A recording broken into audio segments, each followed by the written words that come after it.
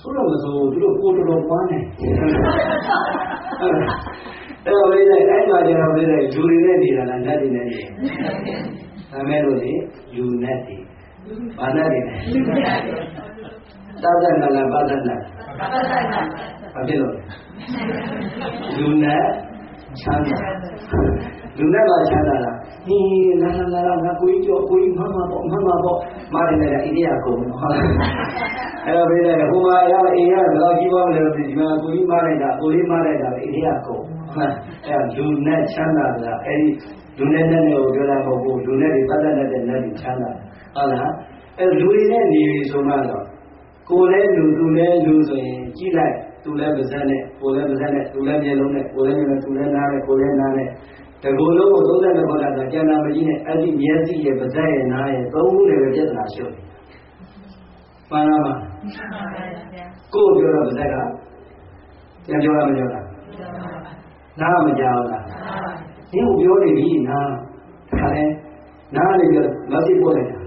ဟုတ်လားပါဇက်ကပဲကြောက်မှလည်းတုတ်တယ်ဟောချက်ချင်းပဲမသိရပို့တယ်ဟုတ်လားအဲ့မျက်စိကနေနင်းကိုကြည့်နေကြည့်ပုံရကြည့်စမ်းမအောင်ဘူးမတူတော့မလားဟမ်မျက်စိကနေမသိပို့တယ်ပါဇက်ကဘုံပဲကြည့်ချင်းတူအောင်ပါဟုတ်တယ်ဒါလေးပြည်တယ်ဒီလိုလုံးက32ခုထာပြောနေ32ခုထာများနေတယ်ဟောဒီမျက်စိရဟောဒီပါဇက်ရဟောဒီနားရတာစီကံရှိပြဿနာဖြစ်ပါမလားဆိုတော့စီကံရှိရတာများလားမရှိတာများလားမရှိပါဘူးသူမရှိရတာကိုမရှိတာမရှိပါဘူးဗျာဒါကဒီနာမေလို့တရားပဲကပ်နေတယ်သူဆိုးတာလည်းနေဆိုးတာလည်းသူကိုမေပြောတယ်ကိုလည်းသူဆိုးတာဘောပြောမှာဘယ်တော့မှကိုယ့်ဘက်ကိုမနေဘူးသူကလည်းကြည့်နေဟုတ်လားပြောရတာတော့လေးတိုင်းလူရှိရင်ပြဿနာရှိမှာပြဿနာကြောင့်ရင်လူနဲ့မနေနဲ့ပြဿနာကဘာလဲမလဲအဲ့ဒီလိုတွေဘာလဲမလဲပြဿနာကြောင့်လူနဲ့မနေနဲ့လူရှိရင်ပြဿနာရှိတယ်ပြဿနာမျိုးစုံလူမျိုးစုံအချင်းချင်းဖြစ်နေကြတာပါအဲဒါကြောင့်လောကတွေကိုကြည့်လိုက်တော့ကိုယ်ကလောကထဲမှာရောက်လာတော့လောကတ္တဓမ္မလောကဓမ္မလောကထဲမှာရှိနေပြီလားတရားတွေအခုကကိုယ်ဘဝတစ်ခုတည်းဟာကိုယ်တယောက်လေးကြုံလာမှုလောကထဲမှာလူသားတယောက်ဖြစ်လာပြီဆိုရင်လောကတ္တဓမ္မလောကဓမ္မလောကမှာအရင်တည်းကကိုယ်ကိုယ်သာစောင့်ပြီးတော့ကြည့်နေတဲ့လောကဓာတ်တရား၈ပါးသည်ရှိနေပြီလားပဲအလိုမပြည့်တာကြီးကြည့်လိုက်အဲ့ဒီ၈ပါးလို့ကုန်လို့လွတ်တယ်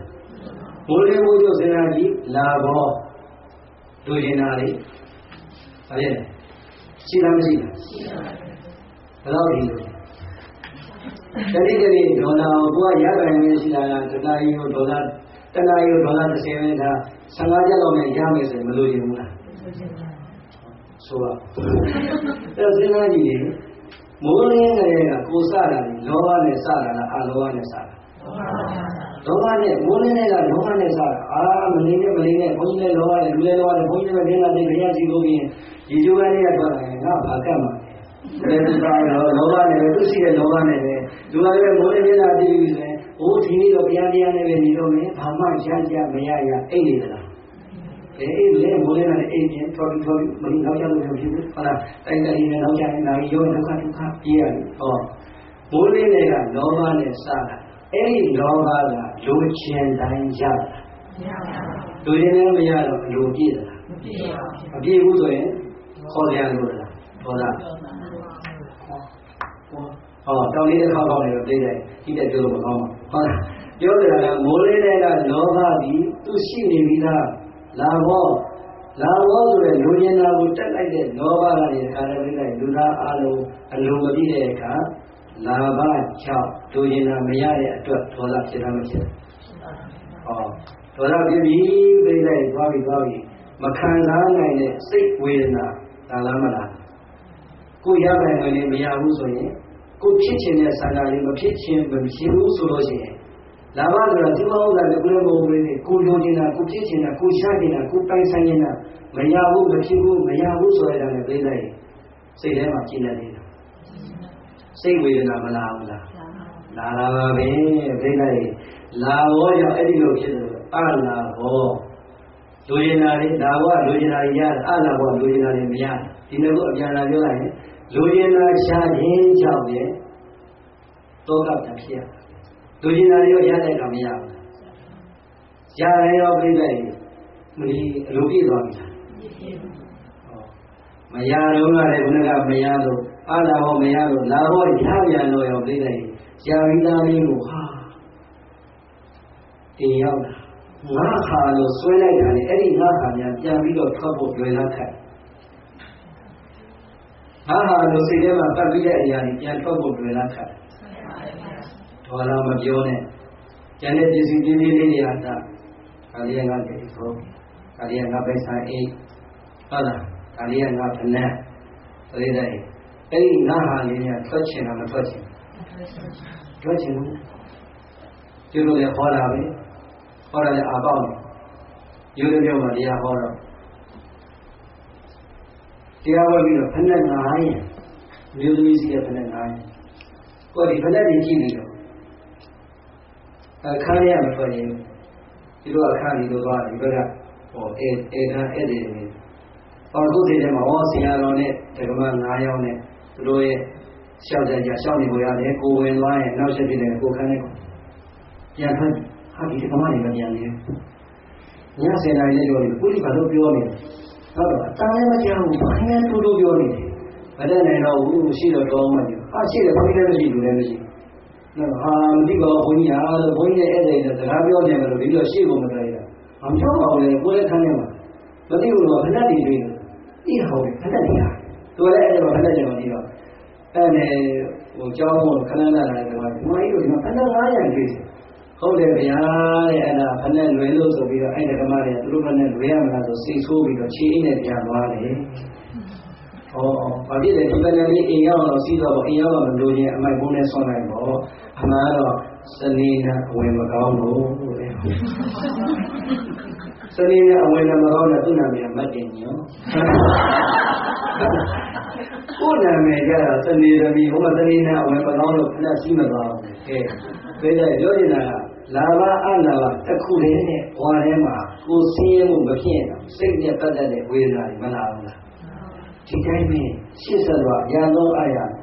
အခြားအရာတွေနဲ့နေရတဲ့အခါအခြားအရာတွေကင်းသွားတဲ့အခါနှစ်ချိန်လုံးကိုကြည့်လိုက်အခြားအရာနဲ့နေတဲ့အချိန်လုံးကရောပြိဿရေအလိုပြည့်တယ်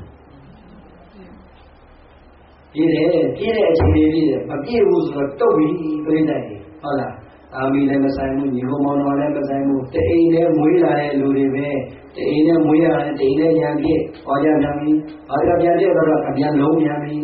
ရာတော့အရာတော့လည်းပဲမှာ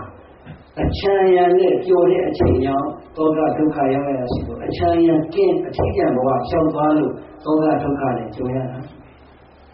ခေတ္တလေးတွေအဲ့ဒီအချမ်းရံပြည့်စုံမှုမပြည့်စုံမှုရောက်တော့ပြိဿရဲ့စိတ်ဝေဒနာတွေကြုံလာတခြားရည်မပြည့်စုံတဲ့ဘုရားဘုန်းကြီးဆိုရင်တော့ကံကောင်းပါကိုယ်ကိုယ်တိုင်ဒီလောက်ဖြစ်လိုက်တဲ့အချိန်မှာဩဒီရောက်ခါရောက်ဘုခဏခဏပြောတယ်ဟောလာတာဒီ